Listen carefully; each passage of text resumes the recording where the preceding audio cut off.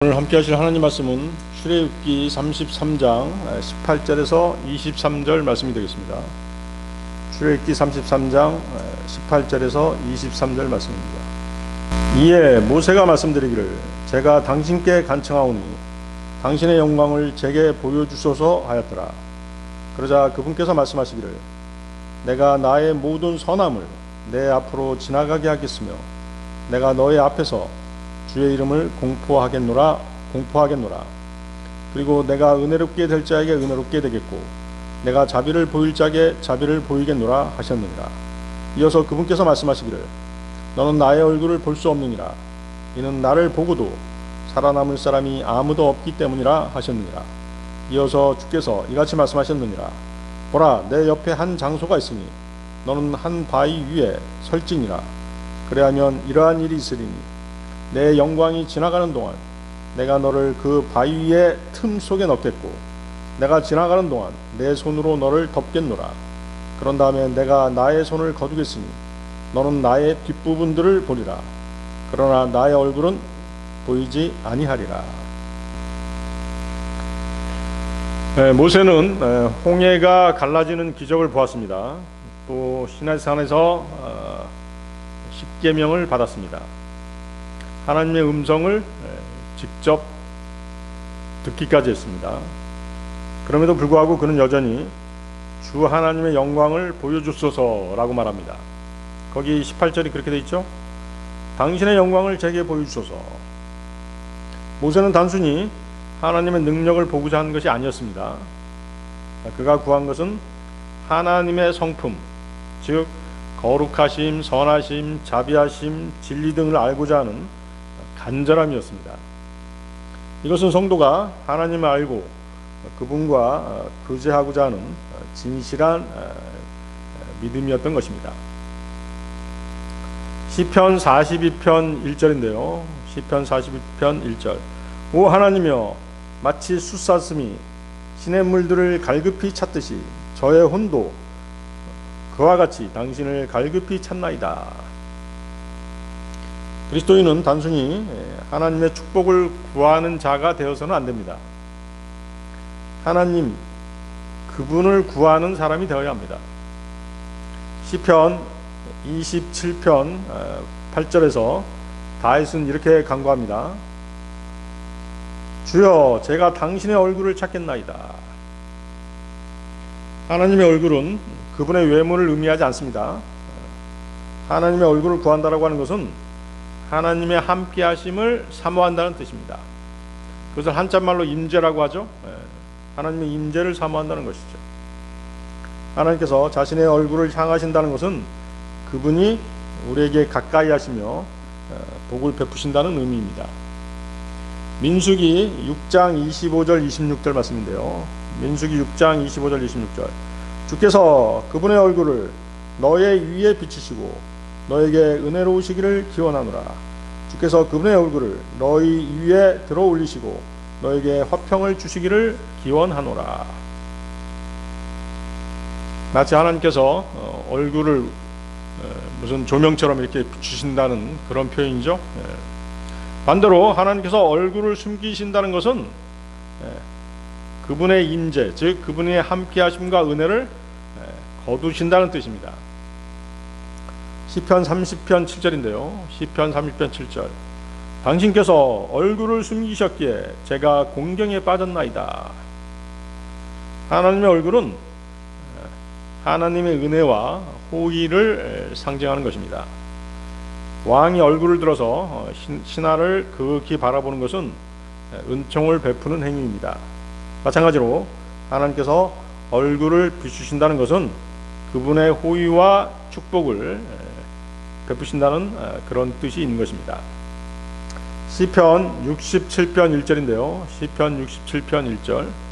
하나님께서 우리에게 자비를 베푸시고 우리에게 복을 주시기를 바라노라. 또 그분의 얼굴을 우리 위에 비추시기를 바라노라. 셀라. 하나님의 얼굴은 하나님의 거룩하심과 영광을 나타냅니다. 하나님의 얼굴을 본다는 표현은 하나님의 영광과 거룩하심을 마주한다는 것을 의미하는 것입니다. 출애굽기 33장 20절입니다. 출애굽기 33장 20절. 너는 나의 얼굴을 볼 수 없느니라. 이는 나를 보고도 살아남을 사람이 아무도 없기 때문이라.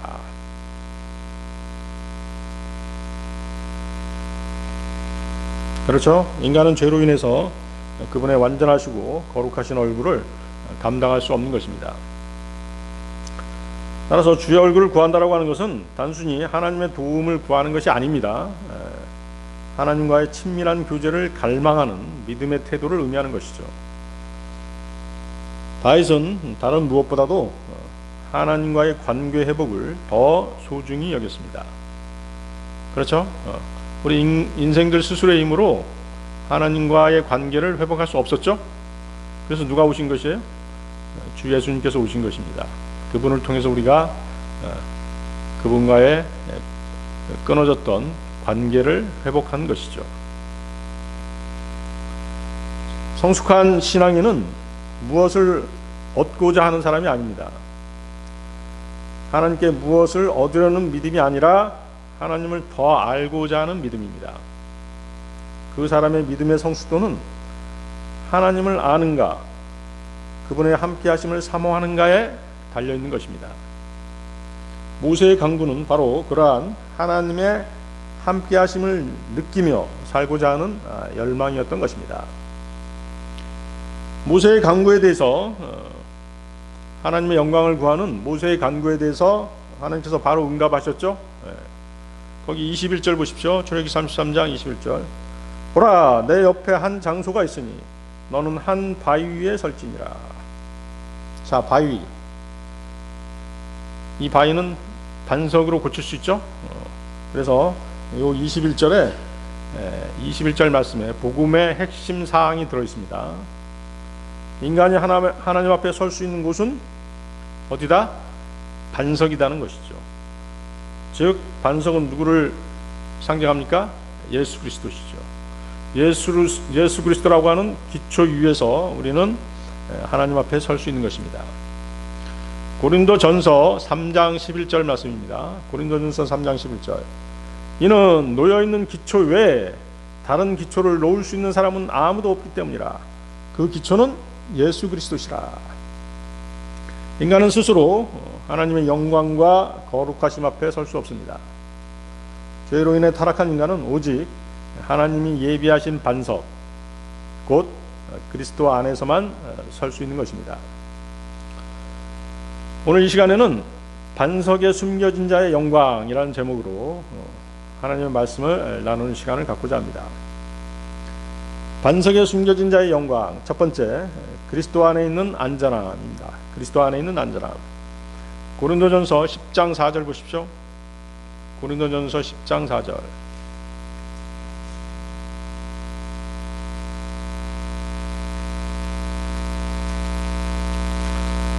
모두가 동일한 영적 음료를 마셨느니라. 이는 그들이 자신들을 따라온 그 영적 반석에서 나온 것을 마셨기 때문이라. 그런즉 그 반석은 그리스도셨느니라. 예. 출애굽한 다음에 영적 반석, 영적 반석이 이스라엘을 뒤따라오셨다라고 말씀하시는 것이죠. 예. 본절의 반석은 예수 그리스도를 예표합니다. 이스라엘이 출애굽할 당시 하나님께서는 문자 그대로 그 반석, 그 바위 위에서 물이 솟아나오게 하셨어요. 그 얘기가 출애굽기 17장 6절에 나오죠. 출애굽기 17장 6절. 보라, 내가 거기 호렙에 있는 반석 위에서 너의 앞에 서겠으니 너는 그 반석을 칠지니라. 그래야면 그것에서 물이 나와 백성이 마실 수 있으리라. 그러자 모세가 이스라엘의 장로들의 목전에서 그렇게 하였더라. 이스라엘 백성들이 갈증 때문에 괴로워하자 하나님께서 모세에게 반석을 보여주시고 반석을 치라고 명령하셨어요. 반석을 치니까 실제로 물이 흘러나왔죠. 자, 이 사건이 의미하는 영적 의미가 뭘까요? 이 사건은 훗날 영적인 반석이신 주 예수 그리스도를 통해서 영적인 물, 즉 성령님이 오실 것을 예표하는 모형인 것이죠. 요한복음 4장 14절입니다. 요한복음 4장 14절. 그러나 누구든지 내가 줄 물을 마시는 자는 결코 목마르지 아니하리라. 오히려 내가 그에게 줄 물은 그 안에서 영원한 생명으로 솟아오르는 샘물이 되리라. 예. 사마리아 여인에게 하신 말씀이죠. 예. 이집트를 탈출해서 약속의 땅인 카나안으로 향해 가던 40년 동안 줄곧 이스라엘 백성에게는 이처럼 영적인 반석이 따라다니신 것입니다. 이 반석은 때가 돼서 그들 이스라엘에게 예수 그리스도라는 실체로 나타나신 것입니다. 자, 여러분들 마태복음 16장 18절 한번 찾아보세요. 마태복음 16장 18절 찾으셨나요? 또 내가 너에게 말하노니 너는 베드로라. 그리고 내가 이 반석 위에 나의 교회를 세우겠으니 지옥의 대문들이 그것을 대적하여 승리하지 못하리라. 자, 주 예수님께서는 반석 되시는 그분의 기초 위에 교회가 세워질 것을 말씀하셨습니다. 주님께서는 여기서 나의 교회를 세우겠으니 라고 미래 시제로 말씀하시죠. 미래에 나타날 그분의 몸된 교회에 대한 예언이었던 것입니다. 그런데 로마 카톨릭은 마태복음 16장 17, 19절을 근거로 베드로가 반석이라고 주장하죠. 따라서 베드로가 초대 교황이라고 주장합니다. 그러나 베드로라고 하는 헬라어 단어 페트로스는 반석이라는 헬라어 단어 페트라와 같지 않습니다. 반석은 페트라죠. 페트로스는 돌이죠. 그냥 돌이라고 하는 게 맞아요. 안정된 돌, 안정되게 이렇게 고정되어 있는 돌, 그것이 페트로스죠. 요한복음 1장 42절을 보면 예수님께서 베드로에게 이런 말씀하십니다. 너는 요나의 아들 시몬이라. 너는 게바라고 불리라 하셨느니라. 게바는 해석하면 돌이라. 자, 게바는 아람어죠. 아람어입니다. 예수님께서 시몬에게 장차 게바 곧 베드로라고 하신 이유가 있었죠. 그가 장차 감당해야 될 사명을 상징적으로 나타내 주신 것이죠. 아람어로 게바, 헬라어로는 베드로죠. 페트로스. 헬라어 발음은 페트로스예요.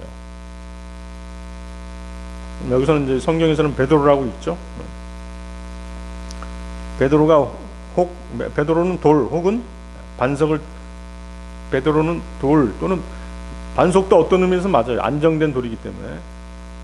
하지만 예수님께서 베드로에게 이 말씀을 하신 이유는 베드로가 앞으로 변화되어서 흔들리지 않는 믿음의 사람이 될 것을 말씀하신 것이죠. 그렇죠? 베드로는 좀 우유부단했잖아요. 왔다 갔다 했죠. 예수님을 배반하기도 했잖아요. 예수님을 부인하기도 했죠. 그러니까 앞으로는 뭐예요? 견고한 믿음을 가지고 그리스도의 사역을 감당할 것을 미리 아시고 주님께서 이 이름을 주신 것이죠.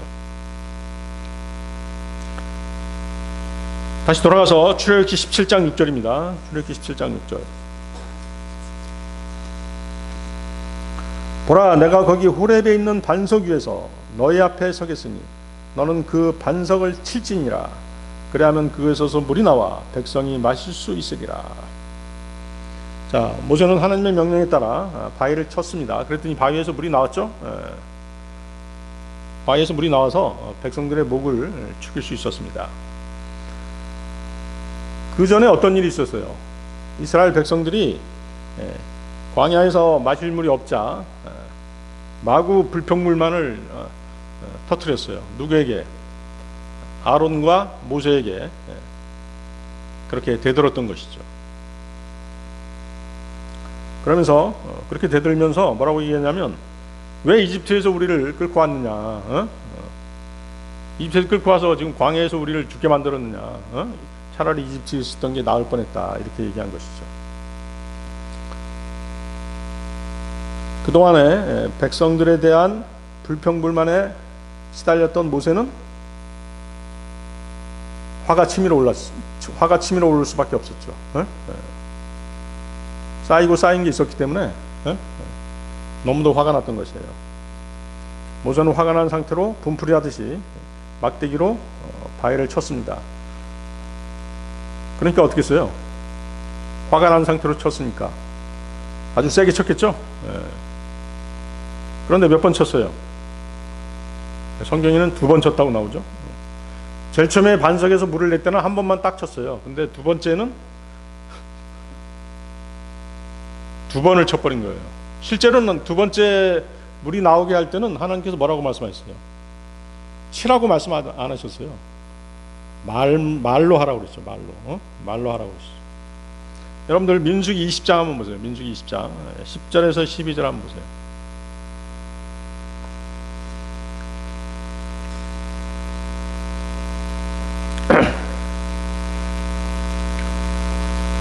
이 상황을 이해할 수 있겠죠? 제일 처음에 반석에서 물을 낼 때는 하나님께서 반석을 치라고 하셨거든요. 그래서 한번 쳤어요. 쳐서 물이 나왔단 말이에요. 두 번째 반석에서 물을 낼 때는 하나님께서 말로 하라고 그랬어요. 말로 하라고 그랬는데 모세가 백성들의 태도에 너무 화가 나가지고 말로 하지 않고 어떻게 된 거예요? 2번 쳐버린 거예요. 민수기 20장 10절 12절입니다. 모세가 그들에게 말하기를 너희 반역자들아 이제 들으라. 우리가 기어코 너희에게 이 반석에서 물을 내어야만 하겠느냐 하였더라. 그런 다음에 모세가 자기 손을 들어 올렸으니 그가 자신의 막대기로 반석을 2번 쳤더라. 그러자 물이 풍부하게 나왔고 회중이 마셨으며 그들의 짐승들도 마셨더라. 이에 주께서 모세와 아론에게 이르시기를 너희가 나를 믿지 않아 이스라엘 자녀들의 눈에서 나를 거룩하게 구별하지 아니하였도다. 그러므로 너희는 내가 이 회중에게 준 지역으로 그들을 데리고 들어가지 못하리라 하셨느니라. 자, 하나님의 말씀대로 바위에서 물이 나왔습니다. 그러나 모세는 백성 앞에서 하나님의 명령을 거룩하게 받들지 않았죠. 그는 분노에 휩싸여서 감정적으로 행동했던 것입니다. 하나님의 말씀을 온전히 믿지 못한 채 과거의 방식대로 바위를 딱 쳐버린 거예요. 그리고 2번씩이나 쳤죠. 그 결과 하나님께서 받으셔야 할 영광이 흐려졌던 것입니다. 그래서 거기 12절 보면 뭐라고 말씀하세요? 너희가 나를 믿지 않아 이스라엘 자녀들의 눈에서 나를 거룩하게 구별하지 아니하였도다. 하나님께서는 모세의 이러한 행위를 결코 묵과하지 않으셨습니다. 하나님께서는 그의 행동으로 인해 그가 약속의 땅으로 들어가지 못할 것이라고 그렇게 말씀하신 것이죠. 거기 20장 8절 보세요. 민수기 20장 8절 그 이후에 뭐라고 말씀하세요? 반석에게 말하라고 그렇게 나와 있죠? 그렇습니다. 이번에는 반석을 치지 말고 말하라고 얘기하신 거예요. 그런데 어때요? 모세는 백성의 원망과 분노에 화가 난 나머지 반석을 2번 쳐버린 것이죠. 하나님의 말씀보다 눈앞에 벌어진 상황을 먼저 본 것이에요. 하나님의 말씀을 말로 하라는 하나님의 말씀을 신뢰하기보다는 사람들에 대한 감정에 이끌려서 행동한 것이죠. 이것이 뭐예요? 믿음의 시선이 아닌 그 믿음의 시선이 어디서? 하나님에게서 어디로 옮겨간 것이에요? 사람들에게로 옮겨간 것이죠. 그는 믿음으로 행하고 보는 곳으로 행하지 말았어야 했던 것이죠. 그러면서 모세는 뭐라고 얘기했어요? 너희 반역자들아 이렇게 소리치며 분노를 터뜨렸죠. 그의 마음에는 오랜 인내 끝에 쌓인 억눌린 분노, 마음의 상처가 있었던 것이죠. 그렇죠? 뭐 한두 사람도 아니고 이스라엘 백성들이 장정만 60만 명이었잖아요. 그렇죠? 거기에 한 3배, 4배만 해보세요. 200만이 훨씬 넘는 그런 대인원을 이끌고 지금 출애굽을 해서 가나안 땅으로 가고 있는데 백성들이 이렇게 자신을 후원해 주질 못할 망정 계속 불평불만만 터뜨리니까 견딜 수가 없었던 것이죠. 그렇지만 하나님께서 계시기 때문에 그분을 의지하고 참았어야 했는데 그러지 못했죠. 아직도 육신이 남아 있었던 것이죠. 그래서 그의 이러한 행동은 감정이 믿음과 순종을 대신해 버린 것이죠. 그리스도인은 이럴 때 위험한 것이에요. 형제 자매들과의 관계가 이럴 때 깨지는 것이죠. 하나님께서 원하신 것은 뭐예요? 말하라고 그랬잖아요. 반석에게 말해라. 물을 내라고 말하면 물이 나올 것이다. 이렇게 명령하셨음에도 불구하고 모세는 불순종한 것이죠. 순종의 믿음 대신 분노의 내리침이 있었던 것이죠. 그래서 야고보서 1장 20절은 뭐라고 말씀하세요? 야고보서 1장 20절. 이는 사람의 경로가 하나님의 의를 이루지 아니하기 때문이라. 정확하죠? 우리가 형제 자매들에게 또 세상 사람들에게 내는 그런 어떤 분노, 경로 이런 것들은 하나님의 의를 절대로 이루지 못한다라고 말씀하시잖아요. 그러면서 거기 20장 10절 보세요. 민수기 20장 10절. 거기 우리가 이러잖아요.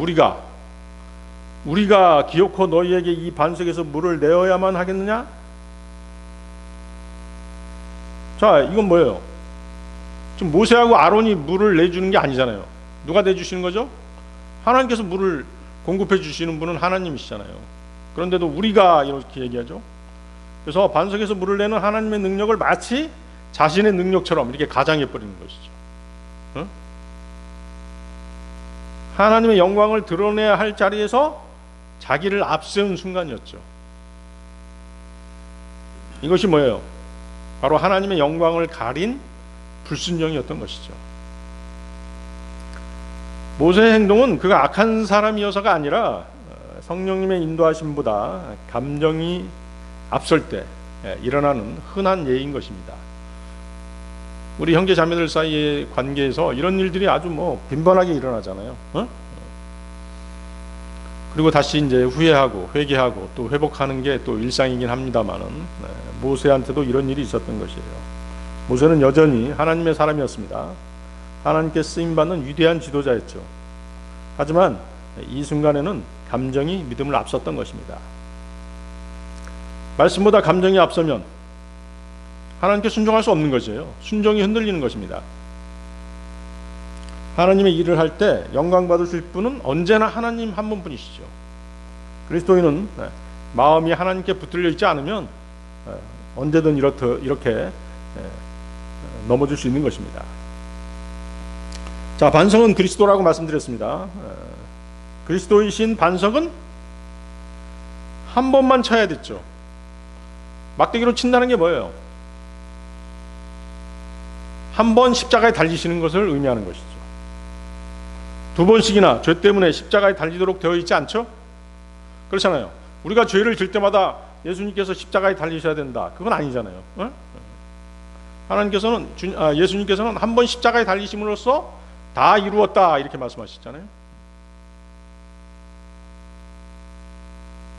그러므로 우리가 예수 그리스도를 한 번 영접해서 구원받았다면 그 구원은 영원히 보장되는 것이에요.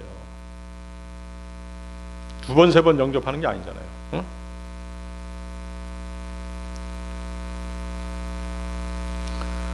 우리가 구원받은 그리스도인이라고 해서 죄를 안 짓고 사는 게 아니잖아요. 구원받고 나서도 계속해서 죄를 짓습니다.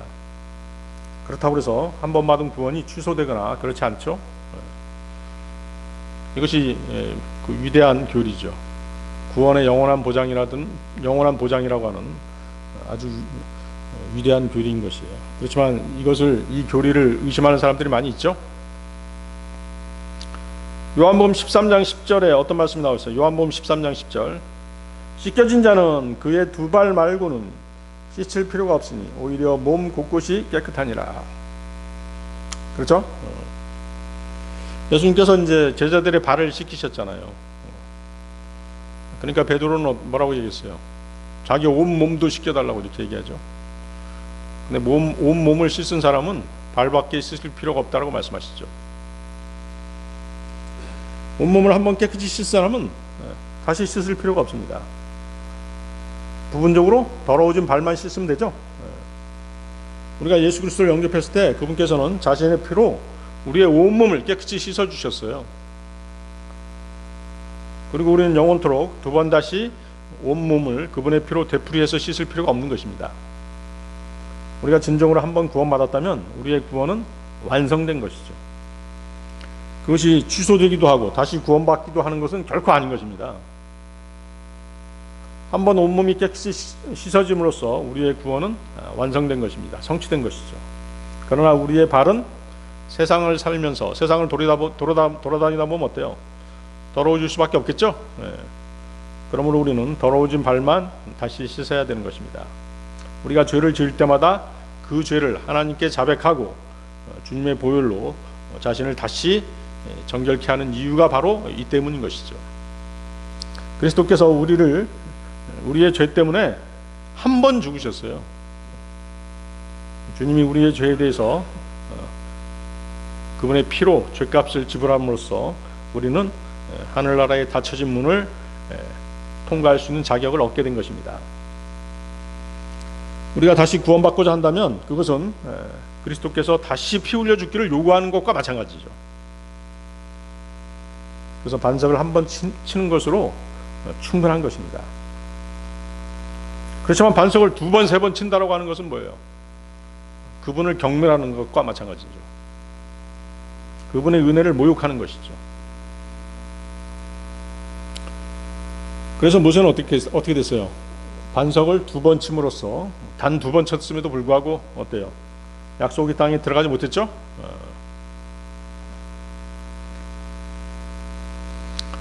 일종의 비유죠. 모세가 상징하는 건 뭐예요? 율법이죠? 율법입니다. 지금의 신약 은혜의 시대하고는 신약 은혜의 시대에서는 어때요? 율법을 대체한 게 은혜잖아요. 그런 비유가 있는 것입니다. 다윗은 인생의 가장 어두운 순간, 그때가 언제였어요? 사울에게 쫓기던 시절이었죠. 그때 그는 광야의 절벽과 동굴 속에 몸을 숨기면서 하나님을 반석으로 고백했죠. 그게 사무엘하 22장 2절 3절에 나옵니다. 사무엘하 22장 2절 3절. 주께서는 나의 반석이시오 나의 견고한 요새시오 나를 구출하시는 분이시니이다. 내 반석의 하나님 그분을 내가 신뢰하겠노라. 그분은 나의 방패시오 나의 구원의 뿌리시오 나의 높은 망대시오 나의 피난처시오 나의 구원자시라. 당신께서는 폭력에서 나를 구원하시나이다. 그는 숨을 곳이 없을 때마다 실제로 동굴이나 바위 틈에 몸을 숨겼죠. 그러는 가운데 그는 그러한 고난 가운데 뭐라고 얘기한 것이에요?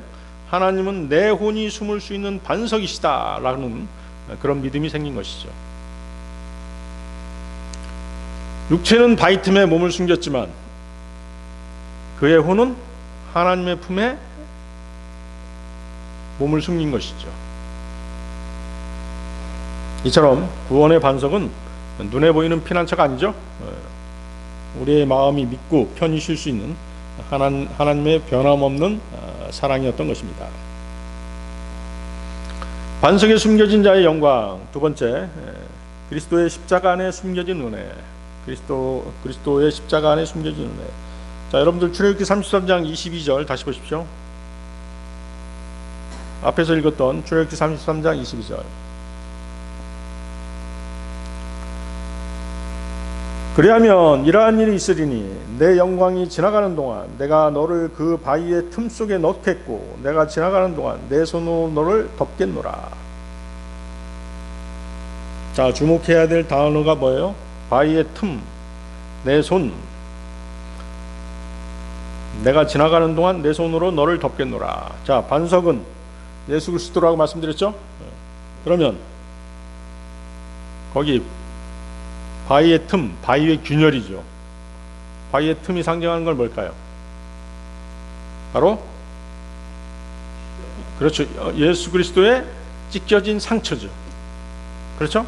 반석의 균열, 반석의 틈이 생겼다는 얘기는 뭐예요? 반석에 상처가 났다는 얘기잖아요. 바로 예수 그리스도의 찢겨진 상처를 바로 바위의 틈이 되는 것이죠. 그렇죠? 여러분들 찬송가, 이런 찬송가 알잖아요. 우리 가끔 부르지 않나? 만세 반석 열리니 내가 들어갑니다. 그 찬송가 아세요? 네. 만세 반석 열리니 내가 들어갑니다. 그걸 바위의 틈이잖아요. 바위의 틈 안으로 우리가 들어간다는 얘기잖아요. 아시겠어요? 굉장히 의미 깊은 그런 찬송가인데, 여러분들 그 뜻을 알고 불렀는지 그 뜻을 모르고 불렀는지 잘 모르겠습니다만, 오늘 아셨다면 그 찬송 부를 때 바위의 틈, 주님이 우리의 죄 때문에 찢겨진 그 상처, 그것을 여러분들이 다시 기억하시기 바랍니다. 그래서 하나님께서는 모세를, 그분의 영광을 보여주기 전에 모세를 어디다 숨기신 거예요? 반석의 틈, 갈라진 틈 속에 숨기신 것이죠. 이 틈은 단순한 바위의 균열이 아니죠. 하나님의 은혜의 피난처를 상징하는 것이죠. 즉 예수 그리스도께 생겨난 상처, 곧 십자가 순환으로 인해 갈라진 그분의 몸 안에 숨겨진 자가 바로 누구다? 모세인 것이죠. 바로 우리들인 것이에요. 이해하시겠습니까? 자, 여러분들 이사야서 53장 5절 찾아보십시오. 이사야서 53장 5절.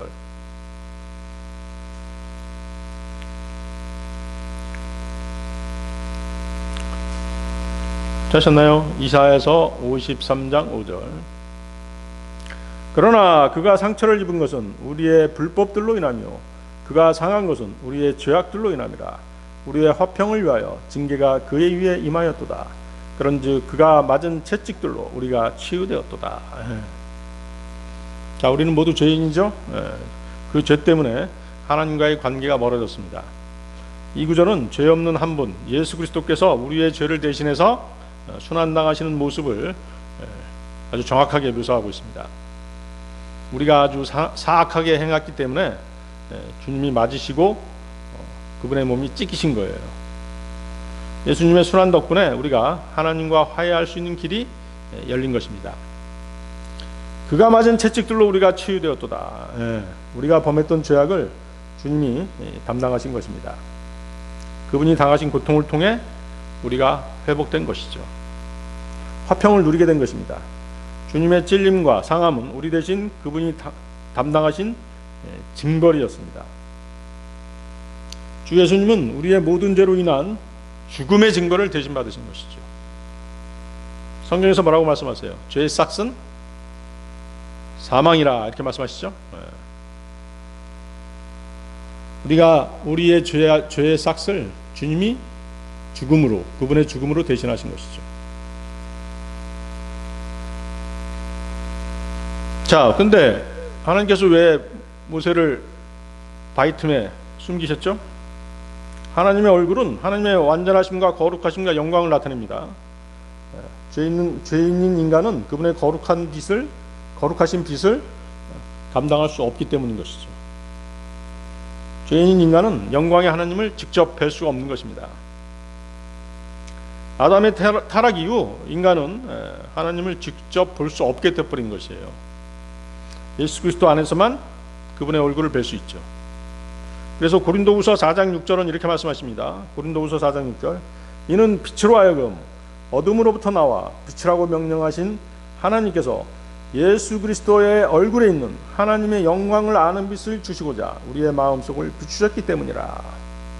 예수님을 통해서 우리가 하나님을 뵙는 것입니다. 예수님의 영광, 하나님의 영광의 광채로 인해 우리가 멸망당하지 않도록 대신 예수 그리스도를 보내주신 것이죠. 여러분들 로마서 4장 6절 7절 찾아보세요. 로마서 4장 6절 7절.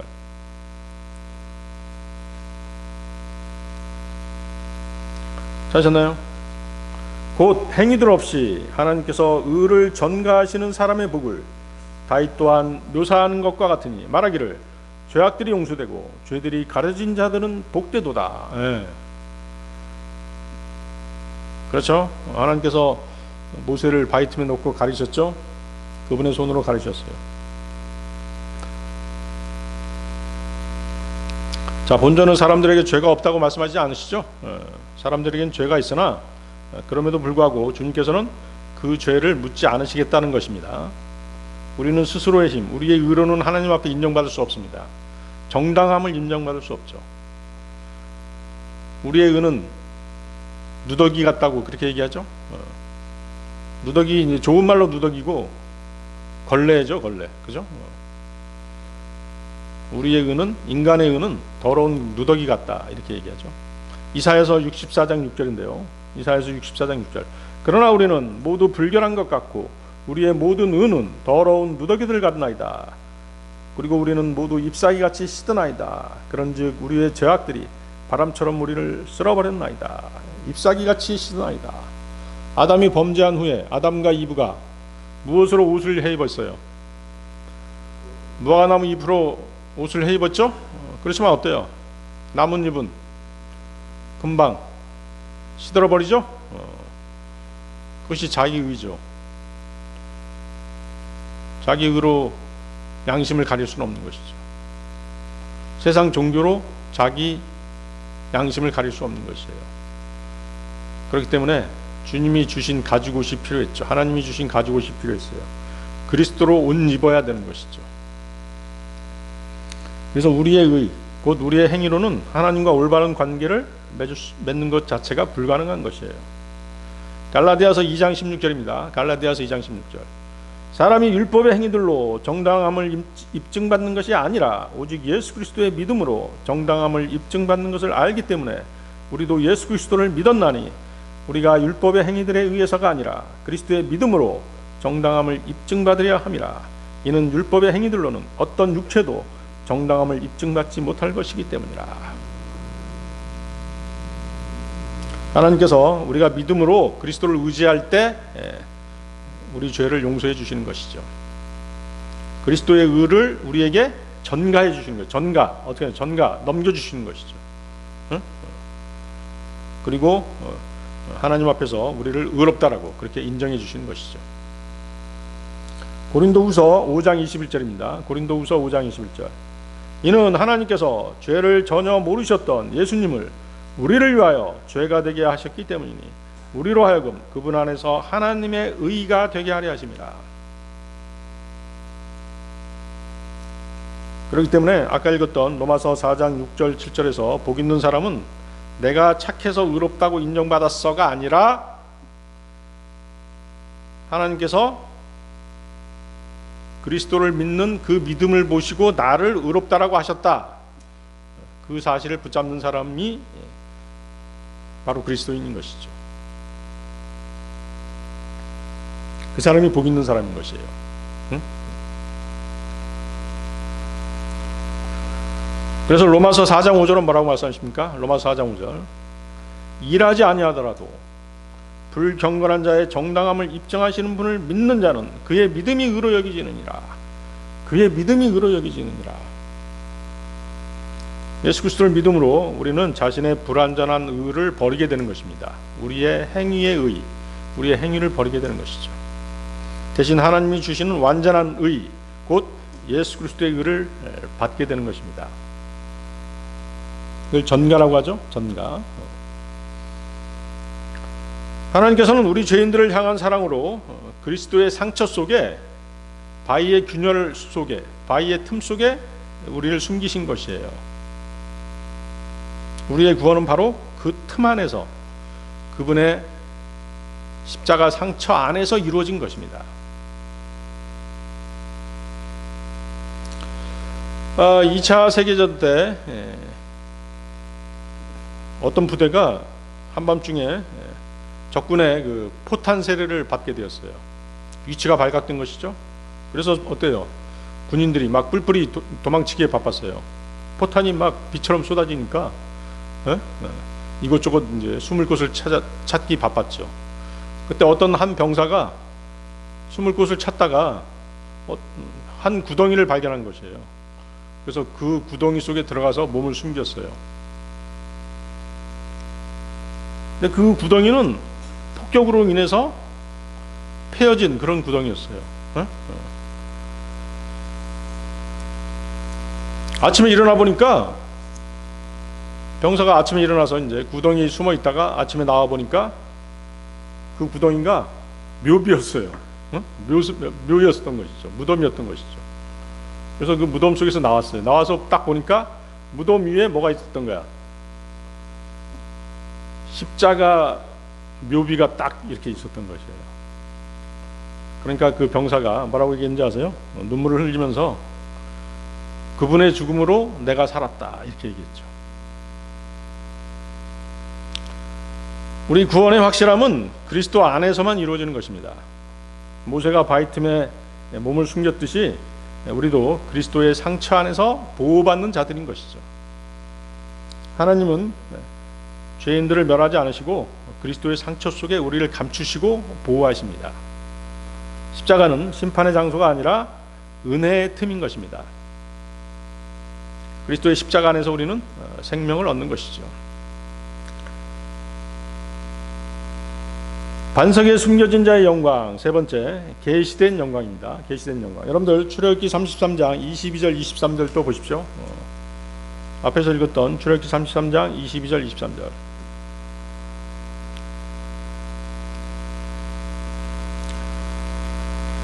그리하면 이러한 일이 있으리니 내 영광이 지나가는 동안 내가 너를 그 바위의 틈 속에 넣겠고 내가 지나가는 동안 내 손으로 너를 덮겠노라. 그런 다음에 내가 나의 손을 거두겠으니 너는 나의 뒷부분들을 보리라. 그러나 나의 얼굴은 보이지 아니하리라. 자, 여기 하나님의 손이 나오죠? 성경에서 하나님의 손은 다양한 의미를 지닙니다. 하나님의 손은 하나님의 능력과 권능을 상징합니다. 그래서 하나님의 능력은 제한되지 않죠. 민수기 11장 23절인데요. 민수기 11장 23절. 주의 손이 짧아졌느냐? 내 말이 너에게 이루어질지 아닐지 내가 이제 보게 되리라. 주의 손이 짧아졌느냐? 무슨 뜻이에요? 내가 능치 못한 일이 있겠느냐? 이 말씀이죠.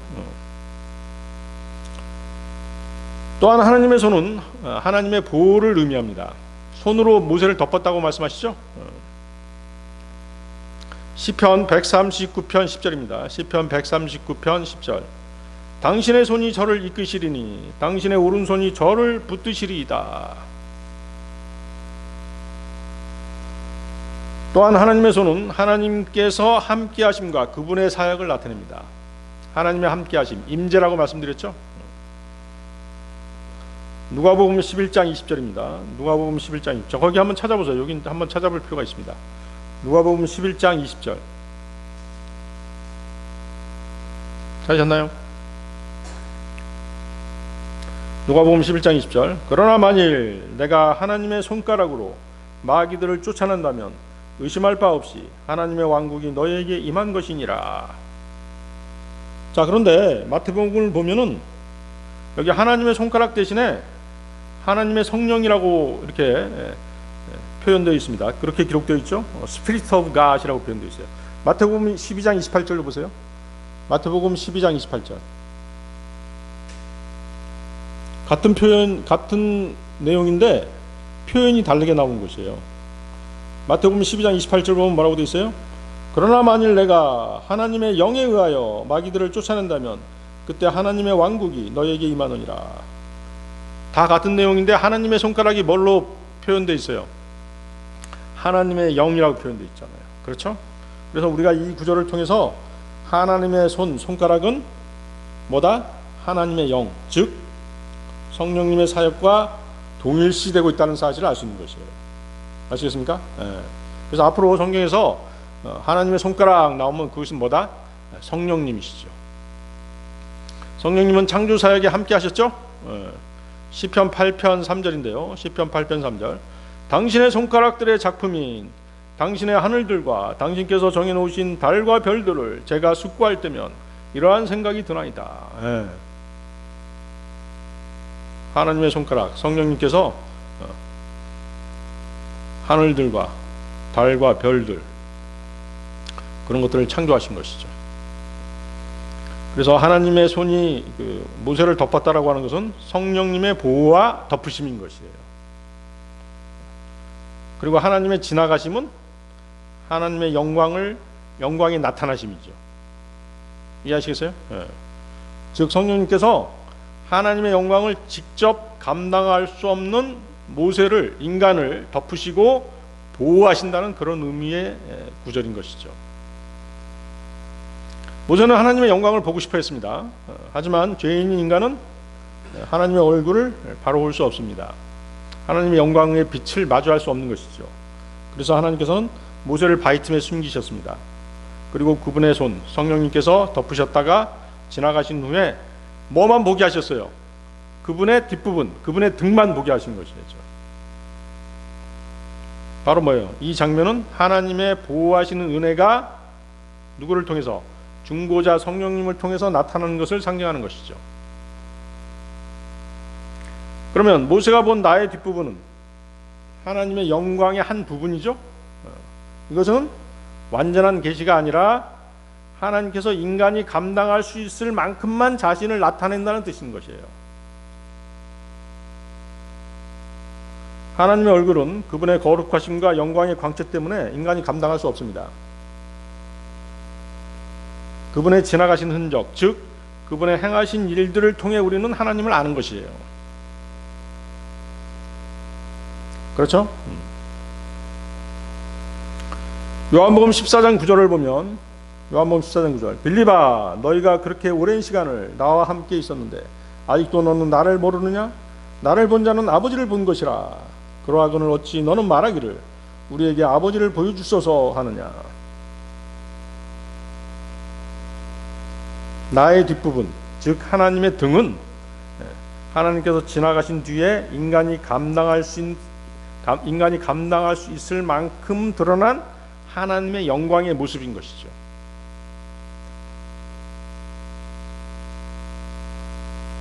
그렇지만 어때요? 하나님께서는 자신을 완전히 감추시지 않으셨죠? 등을 보여주셨잖아요. 자신의 뒷부분을 보여주셨어요. 인간이 감당할 수 있을 만큼만 드러내십니다. 자, 이것이 상징하는 게 뭘까요? 이것이 상징하는 것은 바로 뭐예요? 인간이 볼 수 있는 하나님, 인간이 볼 수 있는 하나님, 즉 계시된 하나님, 예수 그리스도를 상징하는 것이죠. 그래서 거기 그분의 뒷부분, 그분의 등은 바로 뭐다? 예수 그리스도를 상징하는 것이죠. 우리는 예수님을 통해서 하나님을 뵐 수 있는 것이에요. 하나님께서는 그분의 뒷부분이라고 하는 이 부분적 계시를 넘어서 보이지 않는 하나님을 보이게 하실 계획을 갖고 계셨던 것이죠. 그 완전한 계시가 바로 누구시다? 바로 예수 그리스도의 성육신, 예수 그리스도의 초림이었던 것이죠. 골로새서 1장 15절인데요. 골로새서 1장 15절. 그분께서는 볼 수 없는 하나님의 형상이시오 각각의 모든 창조물 가운데 첫째로 나신 분이시라. 따라서 모세가 본 하나님의 뒷부분은 장차 하나님께서 육신을 입고 나타나실 때 볼 수 있는, 즉 보여지는 하나님, 예수 그리스도의 예표가 되는 것입니다. 하나님께서 인간과 함께 하시려면 뭐가 있어야 돼요? 몸이 있어야 되는 것이죠. 몸이 있어야 되는 것이죠. 에? 육신을 입고 오셔야 되는 것이죠.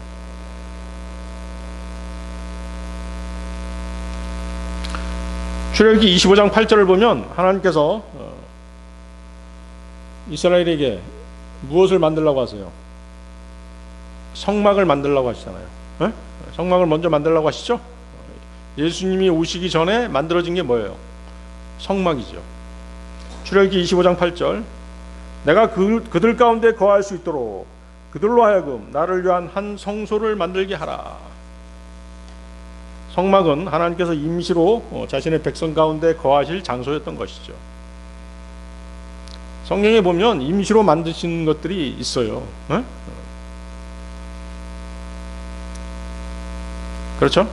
언약궤 같은 경우도 임시로 제일 처음에 만들었잖아요. 그러다가 나중에 정확한 치수를 알려주셔가지고 실제 이제 성막을 언약궤를 만들잖아요. 그래서 성막은 하나님께서 임시로 이스라엘 백성 가운데, 그분의 백성 가운데 거하실 장소였던 것이죠. 이것이 상징하는 게 뭐다? 즉 장차 말씀이 육신이 돼서 우리 가운데 거하실 예수 그리스도의 모형이었던 것이죠. 요한복음 1장 14절입니다. 요한복음 1장 14절. 그런즉 그 말씀이 육신이 되어 우리 가운데 지내셨으니 우리가 그분의 영광을 보았는데 아버지의 독생자로서의 영광이라 은혜와 진리가 충만하였더라. 성막의 하나님이 궁극적으로 육신을 입고 오신 하나님 주 예수님으로 성취된 것입니다. 자, 하나님을 뵙고 살아남을 수 있는 사람은 아무도 없습니다. 출애굽기 33장 20절이죠. 출애굽기 33장 20절. 너는 나의 얼굴을 볼 수 없느니라. 이는 나를 보고도 살아남을 사람이 아무도 없기 때문이라. 하나님을 볼 수 있는 사람이 아무도 없기 때문에 하나님과 사람 사이를 잇는 중보자가 필요했던 것이죠. 자, 우리가 성경 읽을 때 가장 중보자를 필요로 했던 사람이 있었죠? 누구죠? 난 정말 중보자가 필요해 이렇게 간절하게 원했던 사람. 응? 욥이었죠. 그렇죠? 욥은 말할 수 없는 고난 가운데 자신의 억울함을 밝혀주고 하소연할 중보자를 간절히 원했던 것이에요. 욥기 한번 보십시오. 여러분들 욥기 9장 32절 33절. 욥기 9장 32절 33절.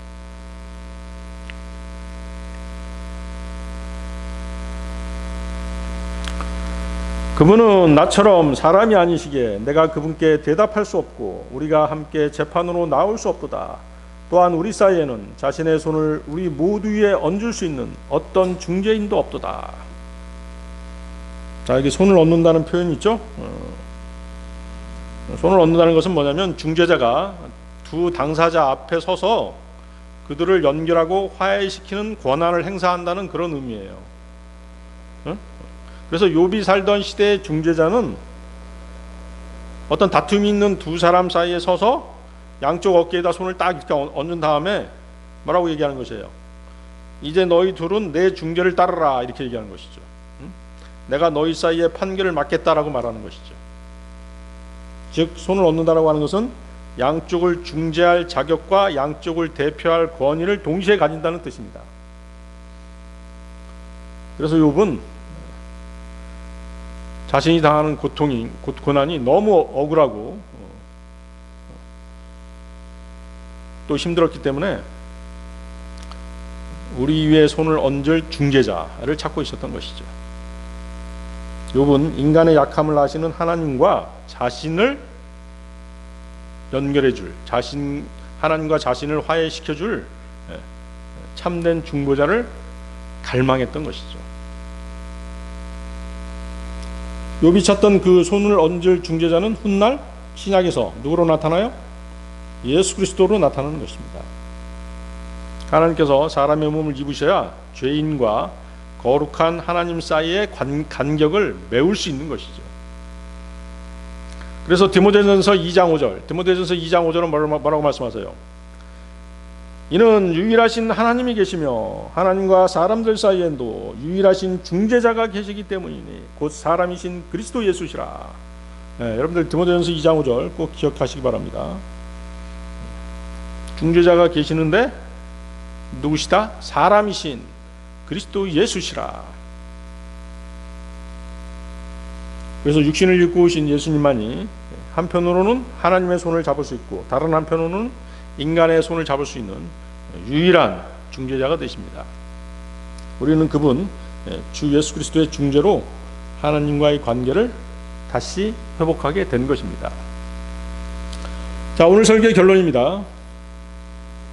자, 모세조차도 그 위대한 모세조차도 하나님의 얼굴을 직접 뵐 수 없었습니다. 그런데 신약에 와서 요한은 이렇게 말하죠. 요한복음 1장 18절인데요. 요한복음 1장 18절. 어느 때나 하나님을 본 사람은 아무도 없으나 아버지의 품 안에 계시는 독생자 곧 그분께서 아버지를 분명하게 밝히셨느니라. 자, 하나님의 얼굴을 본 사람은 오직 예수 그리스도 한 분뿐이십니다. 그분을 통해서 우리는 하나님의 영광을 볼 수 있는 것입니다.